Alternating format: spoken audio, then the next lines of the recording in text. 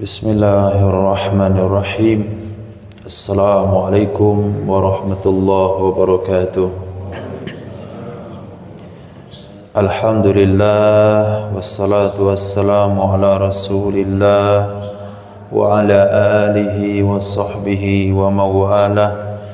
Allahumma salli wa sallim wa karim wa azim ala sayyidina wa habibina wa maulana wa syafi'ina wa zukhrina safina qurrati ayunina maulana Muhammadin sallallahu alaihi wasallam wa ala alihi wa sahbihi wa man sara ala nahjihi ila yaumil qiyamah, amma ba'd.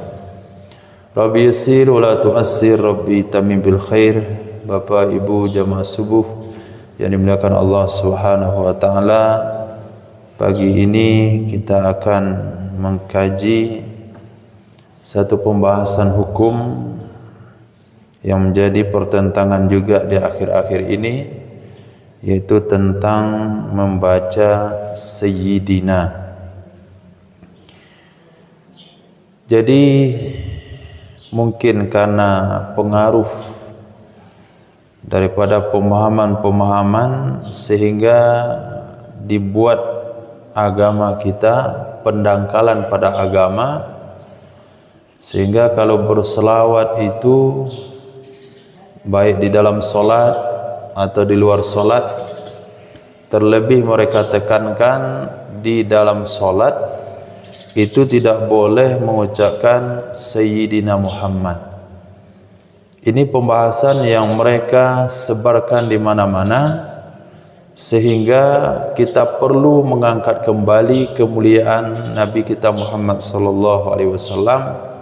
Anak cucu kita, generasi kita tidak sampai meninggalkan ajaran yang baik, ajaran yang sopan, ajaran yang bagus ketika berselawat itu membaca Sayyidina Muhammad. Bapak Ibu mulakan Allah Subhanahu wa taala, kenapa kita katakan perlu membaca Sayyidina Muhammad, atau salah pendapat yang mengatakan tidak boleh membaca Sayyidina Muhammad di dalam solat? Memang pembahasannya ringkas, tapi ini penting karena berkaitan dengan Nabi kita Muhammad sallallahu alaihi wasallam. Materi kita di pagi hari adalah pengajian, sementara di malam hari adalah tausiah atau mauizah. Jadi beda mauizah sama pengajian. Kalau mauizah itu artinya motivasi, penyemangat untuk melakukan satu ibadah. Sedangkan kajian ini perlu kepada pemahaman yang mendetail terhadap satu permasalahan hukum. Yang pertama, di dalam surah Ali Imran ayat 35, Allah Subhanahu wa taala berfirman, "Fanadatul malaikatu wa huwa qa'imun yusalli fil mihrab annallaha yubashshiruka bi Yahya musaddiqan bi kalimatin minallah wa sayyidan wa hasuran wa nabiyyan minas salihin." Kata Allah Subhanahu wa taala kepada Nabi Zakaria ketika beliau dalam usia lanjut belum mendapatkan keturunan. Di saat itu beliau menjumpai Sayyidatina Maryam di dalam mihrabnya mendapatkan makanan-makanan yang tidak ditemukan di musimnya. Maka Nabi Zakaria katakan, "Dari mana kamu dapatkan makanan ini?" Nah, Sayyidatina Maryam katakan, "Dari sisi Allah Subhanahu wa taala." Pada saat itu teringatlah oleh Nabi Zakaria dalam usia tua beliau meminta keturunan kepada Allah Subhanahu wa taala, sehingga ketika beliau berada di mihrab, beliau dipanggil oleh malaikat, "Sesungguhnya Allah Subhanahu wa taala memberikan berita gembira kepadamu wahai Zakaria dengan seorang anak yang bernama Yahya." Nabi Yahya ini musaddiqan bi kalimatin minallah, membenarkan perintah Allah Subhanahu wa taala wa sayyida. Ini yang jadi pembahasan kita.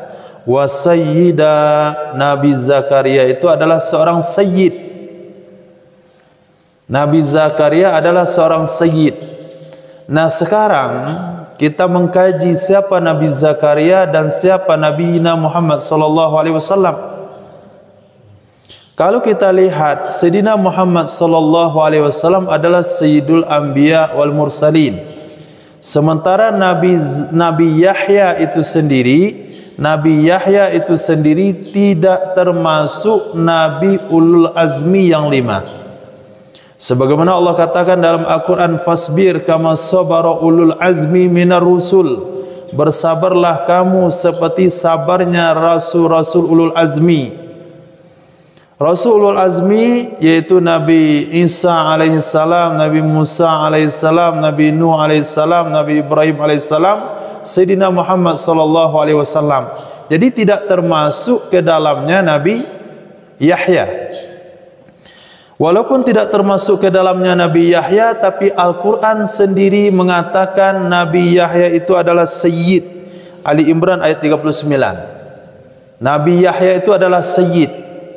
Maka dalil pertama yang mengatakan Nabi Muhammad SAW itu adalah Sayyid, yaitu kita melihat kepada Ali Imran ayat 35. Kalaulah Nabi Yahya yang dia bukan Rasul Ulul Azmi, Allah katakan Sayyid, maka lebih pantas lagi dikatakan Sayyid adalah penghulu para Rasul, yaitu Sayyidina Muhammad sallallahu alaihi wasallam. Ini poin pertama. Yang kedua, dalam Sahih Muslim, an Sayyidina Abi Hurairah radhiyallahu taala anhu qala Rasulullah sallallahu alaihi wasallam, ana sayyidu waladi Adam yaumal qiyamah wa ana awwalu man yansaqqul ardu anhu yaumal qiyamah wa ana awwalu syafi'in wa awwalu musaffa'in. Hadis riwayat Imam Muslim. Kata Nabi sallallahu alaihi wasallam, aku ini adalah sayyidnya manusia. Ana sayyidu waladi Adam. Aku adalah sayyidnya manusia. Artinya pemimpinnya anak cucu Nabi Adam alaihissalam. Aku orang yang pertama sekali dibangkitkan di kubur nanti di mahsyar, dan aku orang yang pertama memberi syafaat, dan aku orang yang pertama yang syafaatnya diterima oleh Allah Subhanahu wa taala. Bapak Ibu bukan Allah Subhanahu wa taala, itu dalil yang kedua.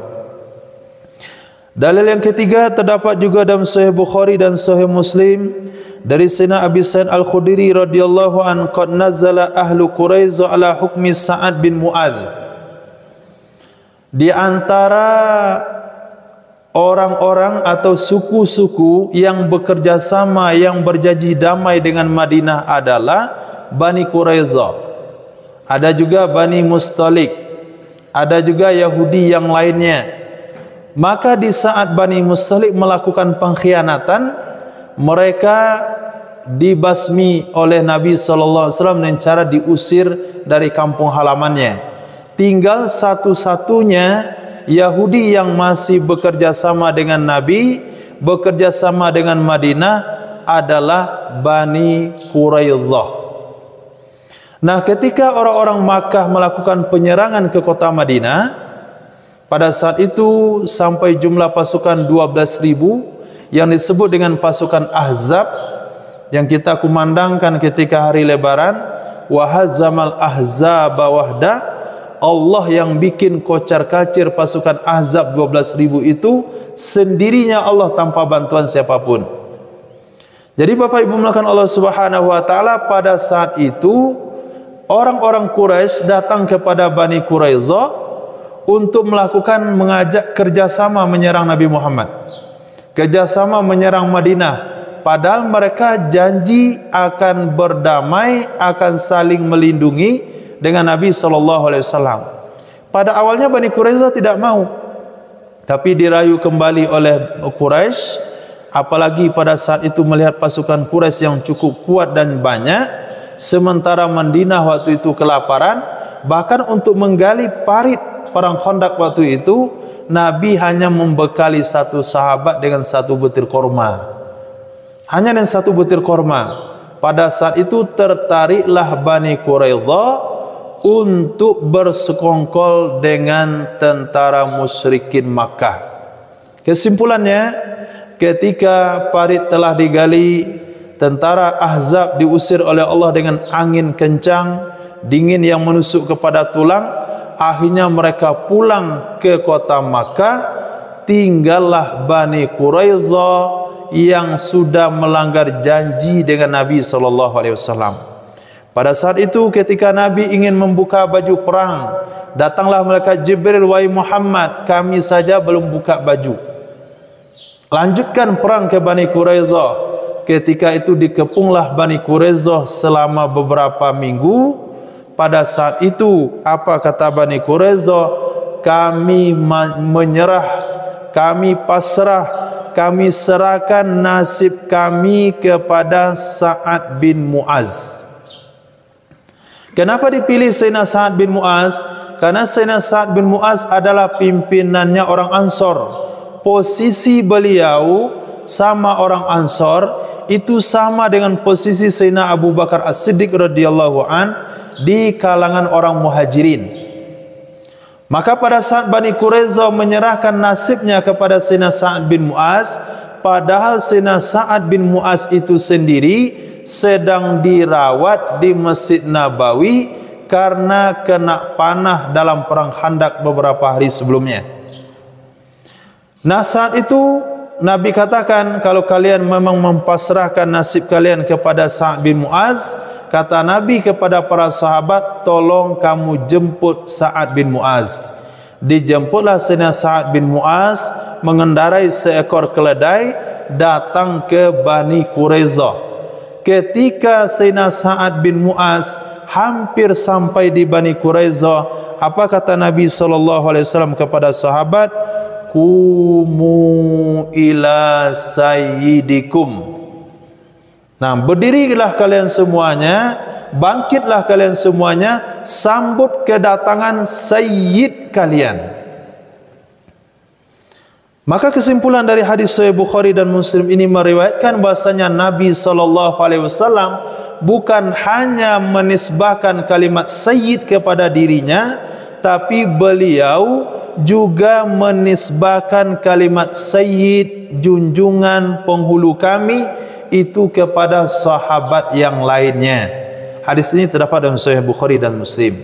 Bapak Ibu mulakan Allah Subhanahu wa taala, itu 3 dalil untuk mengatakan sayyid. Terjadi permasalahan sekarang, kata orang-orang yang anti selawat, kata orang-orang yang anti mengucapkan kalimat sayyid, mereka berdalil dengan hadis riwayat Imam Bukhari dan Muslim dari Sayyidina Ka'ab bin Ujrah radhiyallahu an, ketika turun ayat yang berbunyi, innallaha wa malaikatahu yusalluna 'alan nabi ya ayyuhalladzina amanu sallu 'alaihi wa sallimu taslima. Wahai orang-orang beriman, Allah dan malaikatnya bersalat kepada Nabi SAW. Wahai orang-orang beriman, berselawatlah kalian kepada Nabi kalian dan ucapkanlah salam kepada beliau.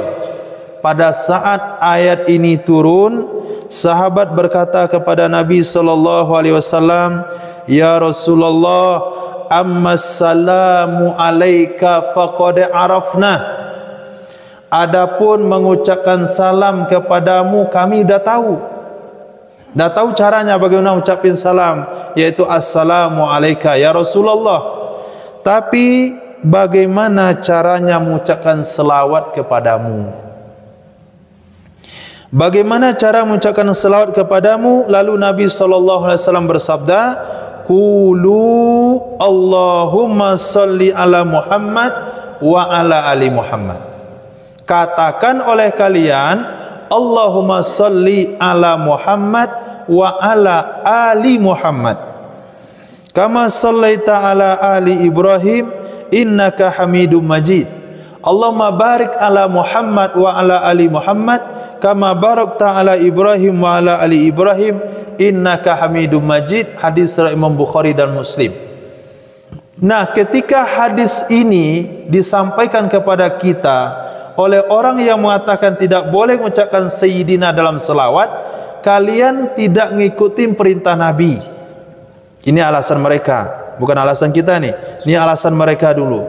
Kalian tidak mengikuti perintah Nabi. Apa yang Nabi suruh sama kita? Qulu Allahumma salli ala Muhammad wa ala ali Muhammad. Ada pakai Sayyidina? Tidak ada. Jadi dalam hadis itu tidak ada pakai Sayyidina. Jadi ikut apa yang dikatakan oleh Nabi SAW. Jangan menambah-nambah agama. Ini argumennya. Kalau menambah-nambah agama, berarti agama sesuai dengan keinginan kalian. Berarti kalian tidak ikut perintah Nabi SAW. Menambah-nambah itu bid'ah. Bid'ah itu sesat, hukumnya haram. Maka menambah Sayyidina jadi haram. Nah, kalau ini dihadapkan kepada bapak dan ibu, apa jawabannya?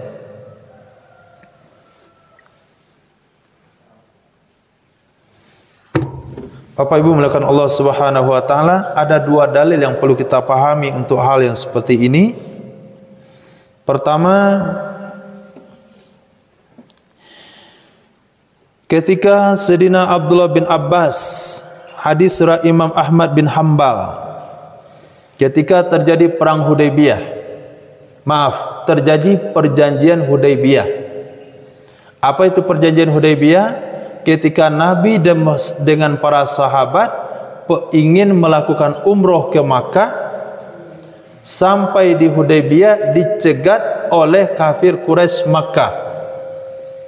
Pada saat itu yang menjadi juru bicara yaitu Sayyidina Suhail bin Amr radhiyallahu ta'ala anhu. Di zaman itu beliau masih musyrik, belum lagi masuk Islam. Beliau juru bicaranya.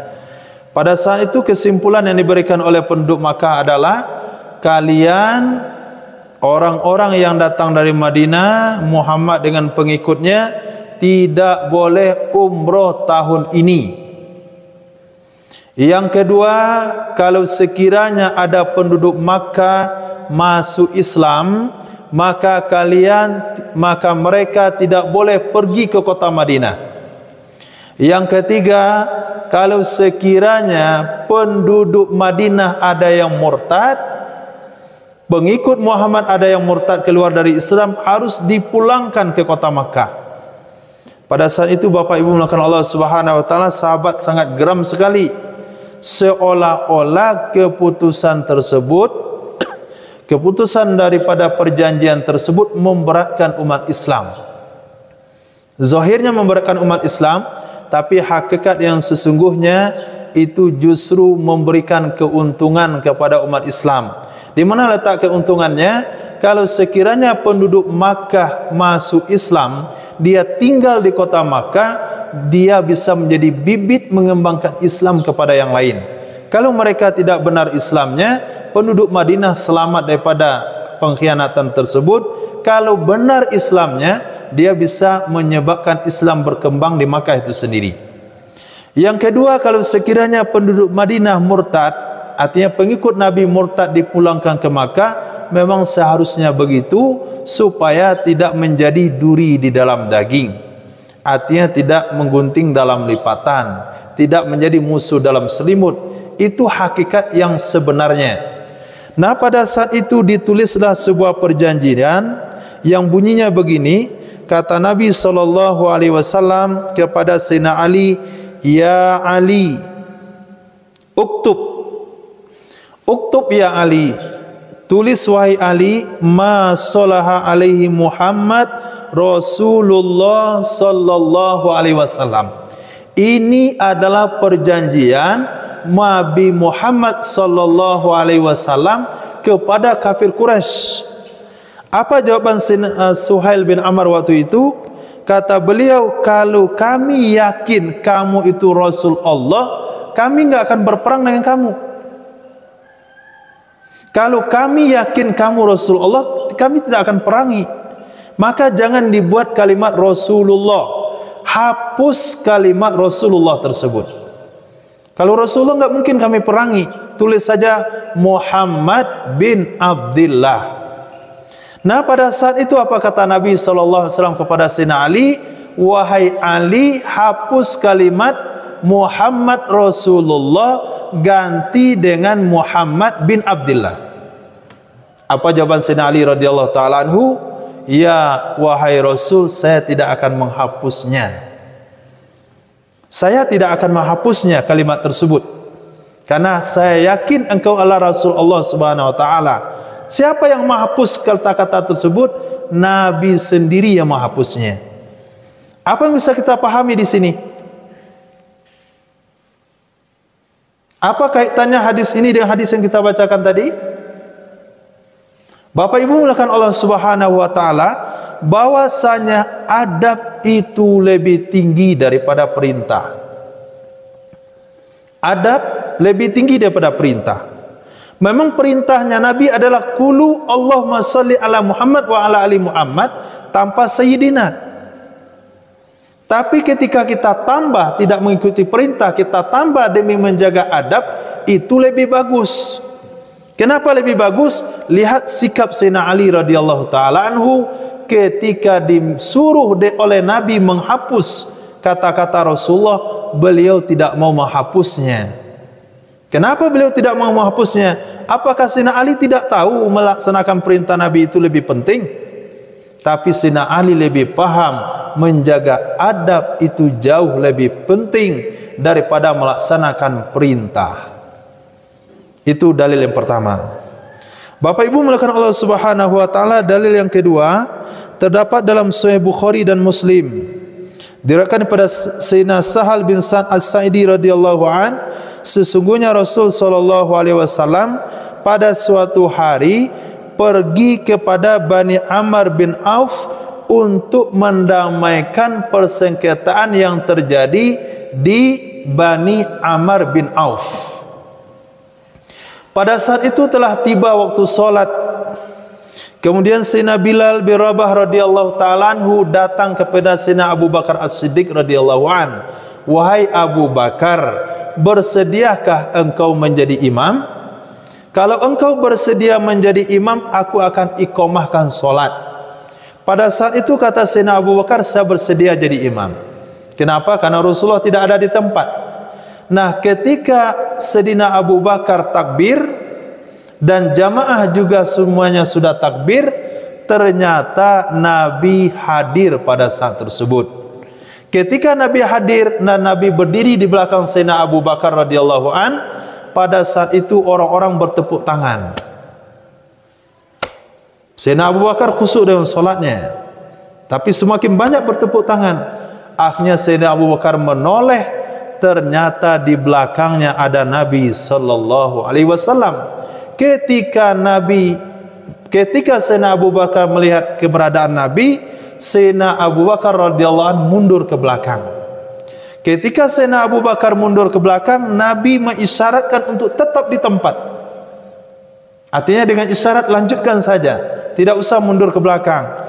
Akhirnya Sayyidina Abu Bakar tetap mundur dan solat dipimpin oleh Nabi Muhammad sallallahu alaihi wasallam. Selesai solat, Nabi memberikan arahan kepada sahabat. Yang pertama, kata Nabi sallallahu alaihi wasallam, kalau kalian terjadi sesuatu dalam solat kalian, janganlah bertepuk tangan, tapi ucapkanlah kalimat subhanallah. Bertepuk tangan itu hanya untuk perempuan.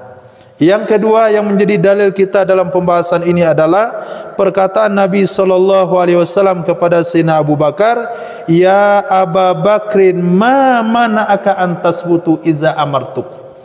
Apa alasan kamu untuk bertahan menjadi imam ketika saya suruh kamu tetap memimpin solat?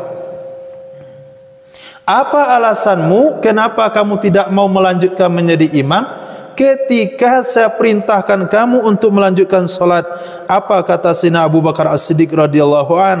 Maka nali ibni Abi Quhafa ayusalliya baina yaday Rasulillah sallallahu alaihi wasallam.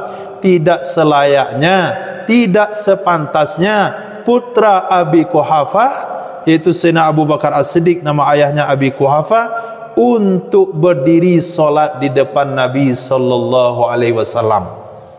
Bisa kita pahami di sini? Hadis sahih riwayat Imam Bukhari dan Muslim.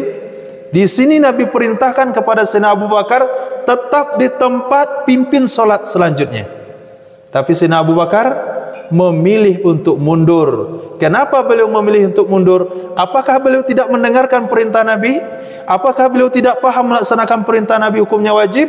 Wajib memang, tapi mengutamakan adab dari perintah lebih utama. Sehingga kalau Nabi katakan tadi dalam qulu Allahumma salli ala Muhammad, tapi kita tambah dengan Sayyidina Muhammad, itu maknanya kita meninggalkan perintah mengutamakan adab. Itu berlaku di zaman sahabat. Satu, Sayyidina Ali tidak mau menghapus kalimat Rasulullah. Yang kedua, Sayyidina Abu Bakar tidak mau melanjutkan solat karena menjaga adab, tidak mau di depan Nabi Muhammad sallallahu alaihi wasallam. Nah, begitu jalur ceritanya, sampai sahabat, sampai ulama kita menambah Allahumma salli ala Sayyidina Muhammad wa ala ali Sayyidina Muhammad. Akhirnya tetaplah satu hukum, membaca Allahumma salli ala Sayyidina Muhammad wa ala ali Sayyidina Muhammad tidak bertentangan dengan perintah Nabi sallallahu alaihi wasallam, karena itu memiliki adab yang kita utamakan, yaitu menyebutkan Sayyidina. Jangankan Nabi Yahya saja disebutkan Sayyid oleh Allah dalam Quran. Jangankan Nabi, sahabat saja disebut Sayyid oleh Nabi sallallahu alaihi wasallam. Bahkan Nabi sendiri mengatakan ana sayyidu waladi Adam di dalam Sahih Bukhari dan Muslim. Bapak Ibu menggunakan Allah Subhanahu wa taala, insyaallah bisa dipahami dan kita pertahankan akidah kita dan pengamalan kita. Jangan sampai digoncang oleh pemahaman-pemahaman yang tidak berdasar, yang tidak mengikuti pemahaman ulama-ulama tua, yang mengikuti pemahaman-pemahaman sendiri, atau ustadz-ustadz modern akhir-akhir zaman ini yang hanya bermodalkan S1, S2 sudah berani mengambil kesimpulan daripada hadis, padahal pandangan para ulama cukup panjang, banyak dalil menjadi pertimbangan mereka, sehingga amalan kita itu menjadi amalan yang sempurna insyaallah. Kalau ada pertanyaan dipersilakan. Baik, terima kasih Buya atas sebelumnya ilmunya kepada semua.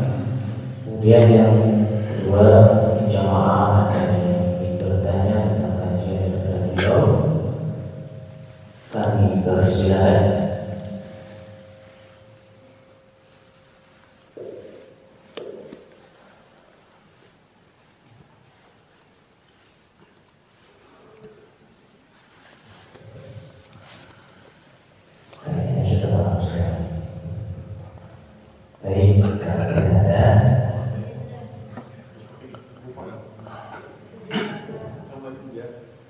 Waalaikumsalam warahmatullahi wabarakatuh. Kita selalu mendengar kata-kata toleransi beragama.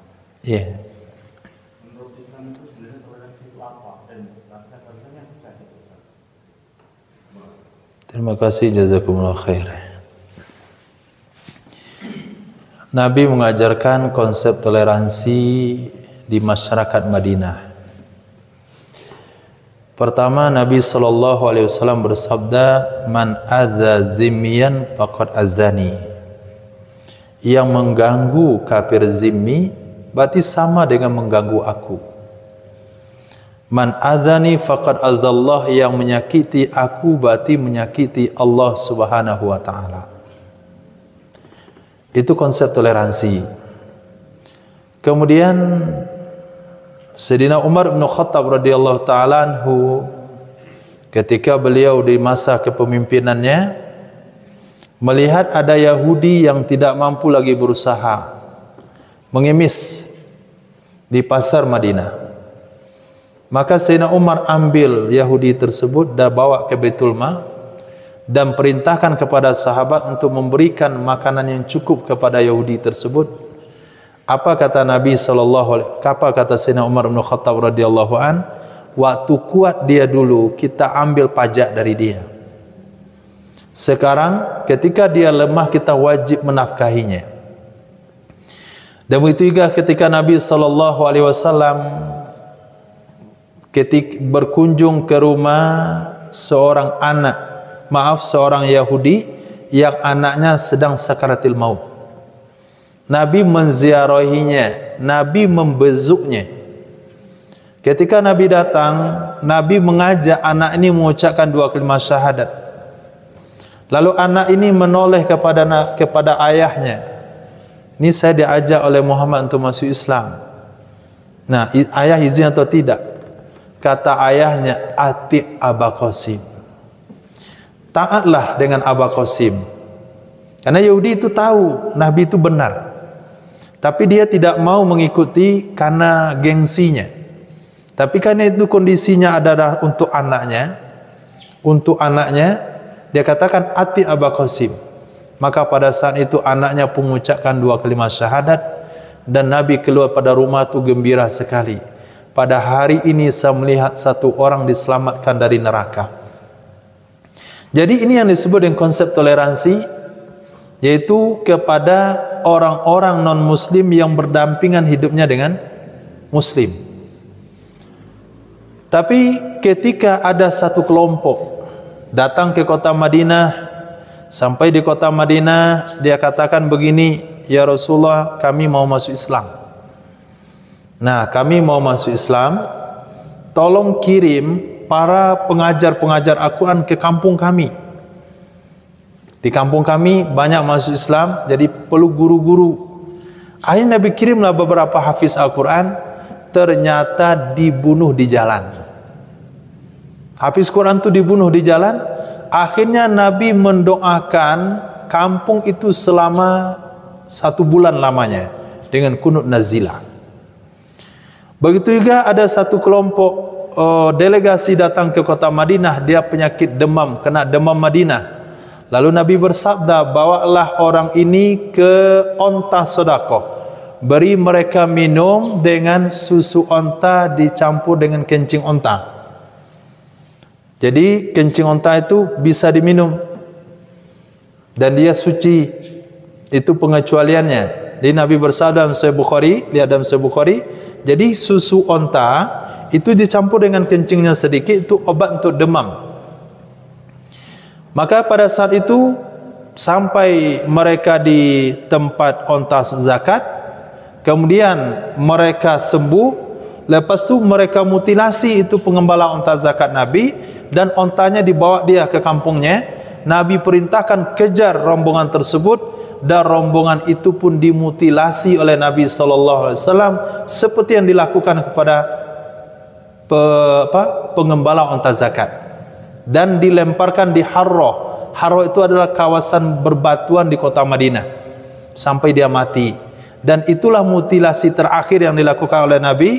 Kemudian Nabi bersabda, aku dilarang oleh Allah untuk melakukan mutilasi. Apa yang kita bisa dipahami di sini? Ketika ada non-muslim tinggal berdampingan dengan umat Islam di dalam negara Islam, apabila dia ikut aturan-aturan Islam, maka Nabi memberikan penghormatan yang sempurna. Bahkan tidak boleh disakiti, tidak boleh diganggu, hartanya tidak boleh diambil, bahkan haknya akan ditunaikan. Tapi apabila kafir zimmi itu tidak menghargai Islam, melakukan perusakan terhadap Islam, merugikan umat Islam, bahkan membunuh, Nabi akan melakukan pembalasan yang sama. Ini yang disebut dengan toleransi. Ayat toleransi tidak bertentangan dengan ayat perang. Kenapa? Karena objeknya berbeda.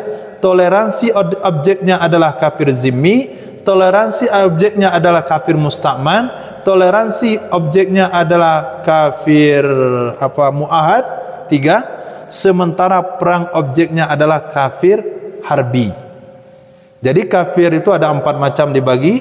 Kafir harbi adalah kafir yang tinggal di negaranya sendiri, yang tidak ada janji apa-apa dengan umat Islam, yang wajib diperangi 1 kali dalam 1 tahun. Sementara kafir muahad, yaitu kafir yang tinggal di negaranya sendiri, dan melakukan perjanjian damai dengan umat Islam seperti perjanjian Hudaibiyah.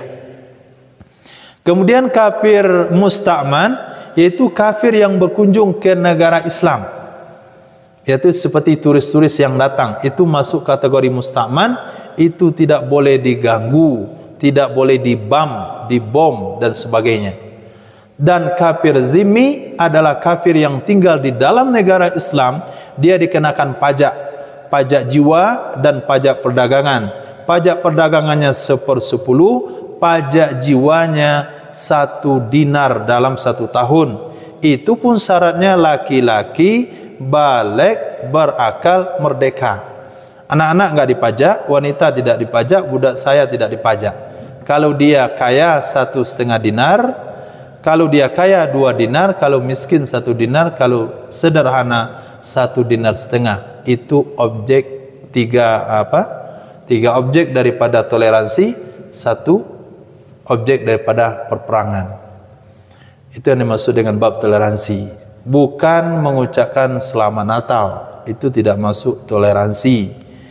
Nah, itu tidak masuk toleransi, itu masuk mengatakan semua itu agama sama dan mengatakan pembenaran, itu hukumnya haram.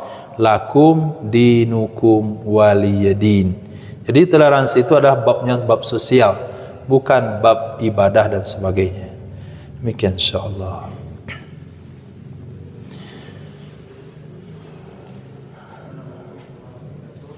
Waalaikumsalam warahmatullahi wabarakatuh.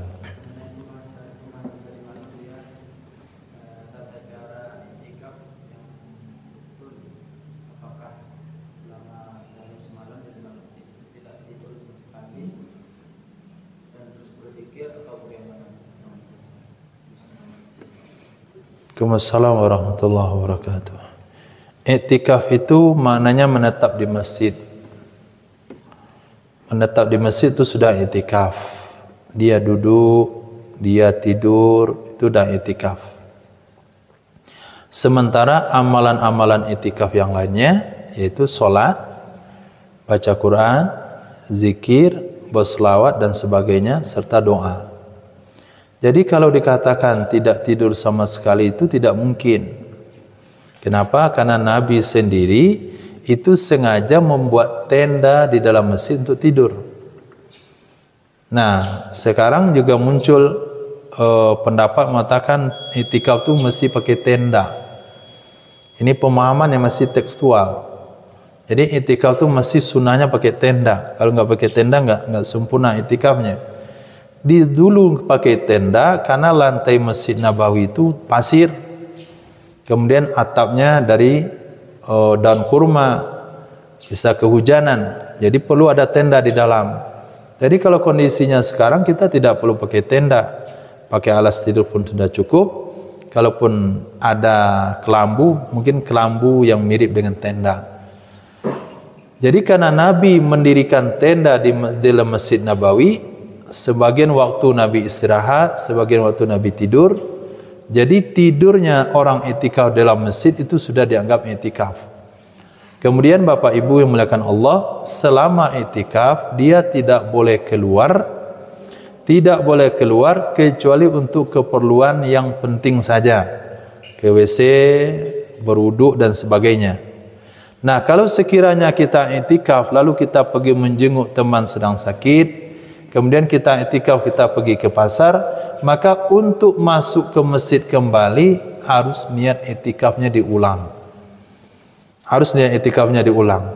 Tapi apabila kita iktikaf, saya iktikaf 24 jam, maka ketika kita pergi ke WC, masuk lagi nggak perlu iktikaf, nggak perlu niat iktikaf lagi, karena keluarnya kita untuk kebutuhan yang memang diperlukan. Tapi apabila kita keluar tidak ada hubungannya dengan perkara yang darurat, misalnya tidak ada hubungannya dengan iktikaf, urusannya adalah berbelanja, urusannya berdagang dan sebagainya, maka mau iktikaf lagi itu perlu niat lagi. Ini iktikaf sunnah. Kalau iktikaf wajib, kalau dia bernazar, kalau saya sembuh, kalau saya berhasil, saya akan iktikaf 24 jam. Nah, pada saat itu memang dia tidak boleh keluar ke mana-mana. Kalau dia keluar, iktikafnya akan diulang kembali. Iktikaf yang tadi dianggap batal. Khair, insyaallah. Apapun yang dilakukan di masjid, asalnya iktikaf sudah. Tidur pun nggak buat apa-apa pun dia dapat pahala iktikaf. Khair.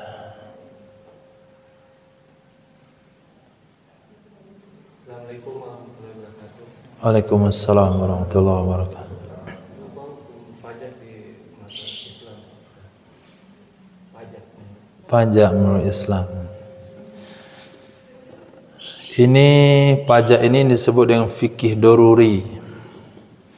Fikih doruri ini tidak boleh disebarluaskan kecuali bagi yang mendengarkannya saja.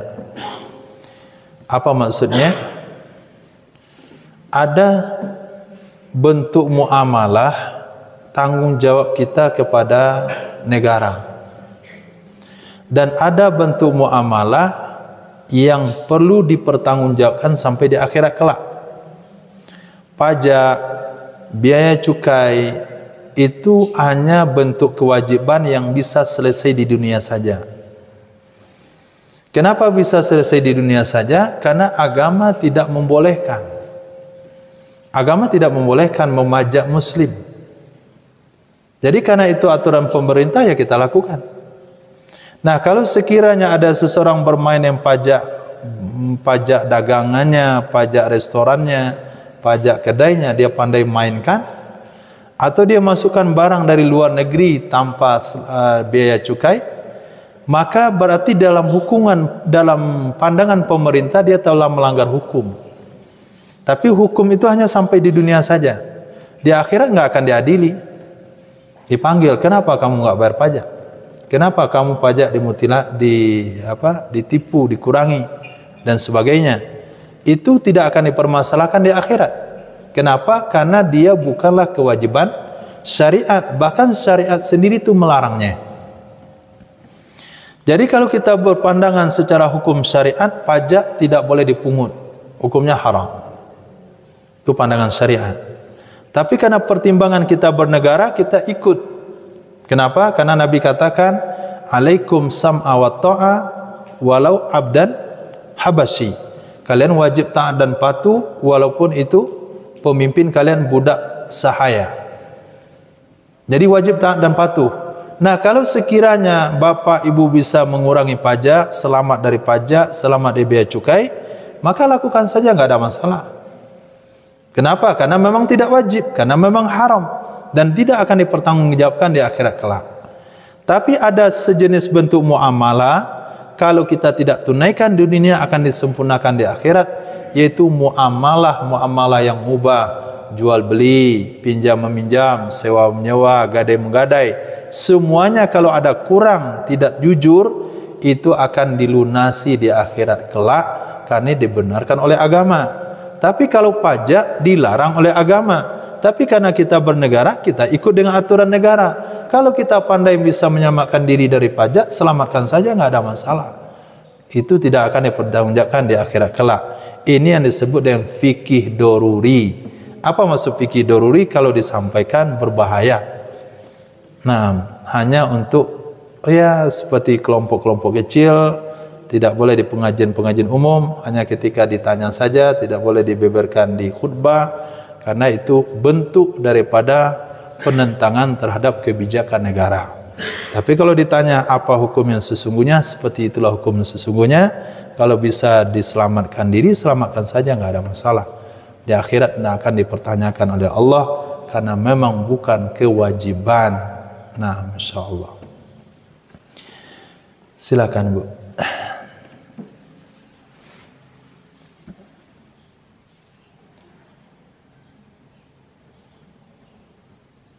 Sudah.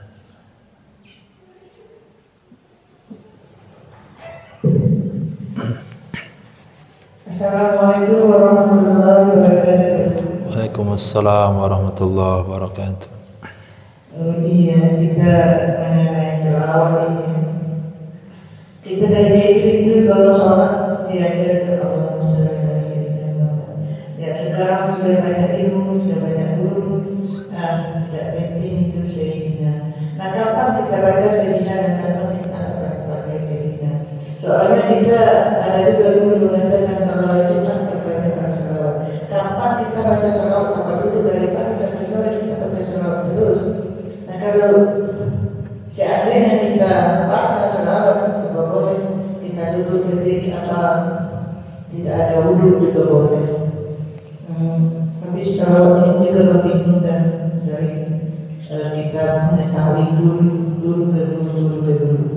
Memang ini sekarang sudah ada hadisnya, sudah mantap. Yang kedua kami ibu-ibu ini mengenai sholat juga ya. Kami dapat penting sekali sholat di masjid. Kami menyediakan di rumah. Tapi kenapa kami mau pengen sholat? Tapi kami lihat ibu-ibu sholat di masjid ini banyak pendidikan kurang saya kita lihat. Kenapa iman itu kalau sholat Allah Akbar mau takbir dia lalu kan sholat rapi. Kenapa enggak ibu-ibu kami ibu-ibu? Kami tidak banyak yang tak tahu. Soalnya ada satu di sana, satu di sini. Dia tidak mau rapat. Kalau kita jago nanti kita secara cuma itu saja kami berbeda soal kami memang tak beda sekali tapi kami juga akan pengen mengetahui. Assalamualaikum warahmatullahi wabarakatuh. Waalaikumsalam warahmatullahi wabarakatuh. Kapan kita baca Sayyidina, kapan kita tidak baca Sayyidina? Tidak ada bahasa tidak baca di mana saja. Di dalam solat kita baca Allahumma salli ala Sayyidina Muhammad. Di luar solat juga kita baca Allahumma salli ala Sayyidina Muhammad. Jangankan kita, Allah Subhanahu wa ta'ala saja itu tidak pernah memanggil nabinya dengan sebutan nama sama sekali dalam Al-Quranul Karim. Allah Subhanahu wa ta'ala tidak pernah memanggil Nabi Muhammad dengan namanya di dalam Al-Quran sekalipun tidak pernah. Lain dengan nabi-nabi yang lain dipanggil oleh Allah, ya Ibrahim, ya Yahya huzil kitab bil quwwah, ya Zakaria inna nubashiruka, ya Nuh, ya Musa, ya Isa. Tapi enggak pernah ketemu ya Muhammad. Enggak ada. Begitu Allah memuliakan Sayyidina Muhammad sallallahu alaihi wasallam. Lalu kenapa kita memanggil nabi dengan tanpa sebutannya? Allah memanggil dengan santun, ya ayyuhar rasul, ya ayyuhan nabi, ya ayyuhal muzammil, ya ayyuhal muddatsir. Enggak pernah panggil ya Muhammad. Nah, umatnya anak-anak aja bilang Allahumma shalli ala Muhammad wa ala ali Muhammad. Itu tidak belajar berarti, tidak memahami. Seperti dalil-dalil yang sudah kita sampaikan. Kemudian Allah katakan wala taj'alu du'a ar-rasuli ka du'a'i ba'dikum ba'dha. Jangan kamu jadikan panggilan kamu kepada Rasul seperti kalian manggil kawan sendiri. Nah, manggil kawan sendiri sebut nama enggak ada masalah, tapi menyebut Nabi, memanggil Nabi assalamualaikum ya Rasulullah itu perlu dengan sebutan Sayyidina. Sebut dengan Rasulullah, Sayyidina Muhammad, Maulana Muhammad, Syafi'ina wa Zukhrina, Habibina, Qurrati Ayunina. Dengan semua gelar-gelar yang ada, itu perlu kita sertakan supaya tertanam kecintaan di dalam hati kita kepada Sayyidina Muhammad sallallahu alaihi wasallam. Kita katakan tidak boleh berselawat dengan Allahumma salli ala Muhammad saja. Tidak boleh, bukan berarti haram. Berarti makruh hukumnya karena tidak ada penghormatan. Karena Allah sudah katakan dalam Al-Quran, wala taj'alu du'a ar-rasuli ka du'a'i ba'dikum ba'dha. Jangan kamu jadikan menyebut nama Rasul kalian seperti menyebut nama kawan kalian. Nah, sama bupati aja kita enggak panggil nama, panggil bapak bupati, bapak gubernur dan sebagainya. Pakai ada bapaknya di pangkal. Masa sama Nabi sebut nama saja? Tidak boleh. Kurang sopan dan tidak ada tata krama dengan Sayyidina Rasul sallallahu alaihi wasallam. Yang kedua, memang Nabi sallallahu alaihi wasallam sabdakan sebaik-baik solat bagi wanita di rumah. Maksudnya bukan berarti dilarang ke masjid. Karena Nabi sallallahu alaihi wasallam bersabda, la tamna'u ima Allah masajidallah. Jangan kamu larang wanita-wanita solat ke masjid. Jangan dilarang. Tapi perlu diketahui rumah-rumah mereka lebih baik bagi mereka. Kenapa demikian? Kenapa Nabi bersabda demikian? Kita lihat komentar pada Sayyidatina Aisyah radhiyallahu taala anha. Apa kata Sayyidah Aisyah? Kata Sayyidah Aisyah, kalau Nabi hidup di zaman sekarang, pasti Nabi larang wanita sholat ke masjid. Ya, problemnya apa tadi? Ya, problemnya dia tidak mau merapatkan shaf, dia lomba-lomba buat sejadah semakin lebih luas pada yang lain, lebih tebal pada yang lain, mukena lebih bagus pada yang lain. Kemudian kalungnya ditaruh di luar mukena. Itu kata Sayyidah Aisyah radhiyallahu taala anha. Sayyidina Umar bin Khattab radhiyallahu taala anhu juga juga tidak setuju istrinya sholat di masjid. Enggak setuju. Pada saat itu beliau melarang enggak bisa. Kenapa? Nabi udah larang. Jangan kamu larang wanita sholat ke masjid. Kalau Sayyidina Umar melarang, berarti kan melanggar perintah Nabi. Apa yang dilakukan oleh Sayyidina Umar? Kemudian kata istri Sayyidina Umar, ayo ke masjid. Kata Sayyidina Umar, duluanlah, makmum duluan, imam belakangan. Jadi imam itu sunahnya datangnya belakangan. Maka khatib, sebaik-baik khatib itu datangnya paling terakhir. Karena kalau khatib sudah masuk, catatan amal ditutup oleh malaikat. Maka khatib disunahkan datang terlambat. Jadi kata Sayyidina Umar, pergilah duluan, nanti saya menyusul. Pada saat solat subuh, Sayyidina Umar istrinya keluar, beliau menyusul cepat. Kemudian berbelot. Kemudian pergi dia jarak 1 meter 2 meter dari jalan, digoda istrinya di jalan. Kan kalau goda istri kan nggak ada masalah. Digoda istrinya di jalan. Besok subuh ditanya, enggak sholat ke masjid? Enggak sholat ke masjid lagi, kata Sayyidina Umar. Kata istrinya, enggak zamannya lagi sholat ke masjid. Kemarin saya digoda orang. Padahal yang goda adalah Sayyidina Umar bin Khattab radhiyallahu taala anhu. Kenapa beliau goda? Karena kalau dilarang istrinya, kamu enggak boleh sholat ke masjid. Sayyidina Umar sudah melanggar perintah Nabi. Jangan kamu larang wanita sholat ke masjid. Nah sekarang bagaimana melanggar perintah Nabi tidak? Istrinya juga enggak sholat ke masjid karena tidak zamannya waktu itu. Karena banyak yang dibicarakan oleh wanita, bukan hanya ibadah saja, macam-macam yang dibicarakan satu sama lain. Akhirnya Sayyidina Umar menggoda istrinya di jalan. Jadi Bapak Ibu Allah Subhanahu Wa Taala. Jadi kalau sekiranya sholat di rumah tidak sempurna, lebih sempurna di masjid, bagus ke masjid. Tapi kalau sholat di masjid justru banyak wabahnya, banyak musibahnya, lebih baik salat di rumah. Ini bergantung kepada individu masing-masing. Tapi tidak semua solat. Ada juga solat yang mesti wanita hadir ke masjid, di antaranya solat tarawih. Karena kalau di rumah enggak mungkin solat sendirian. Yang di antaranya lagi adalah solat Idul Fitri dan Idul Adha. Nabi bersabda, wanita berhaid pun hadir dalam solat Idul Fitri dan Idul Adha. Jangankan wanita yang suci, wanita berhaid pun hadir. Tapi duduknya ke pinggir. Untuk apa? Liyashhadada doa al-muslimin, supaya mereka bisa mengaminkan doa kaum muslimin. Demikian insyaallah, semoga bisa dipahami. Baik, sudah cukup pertanyaan ini. Jika pun ada waktu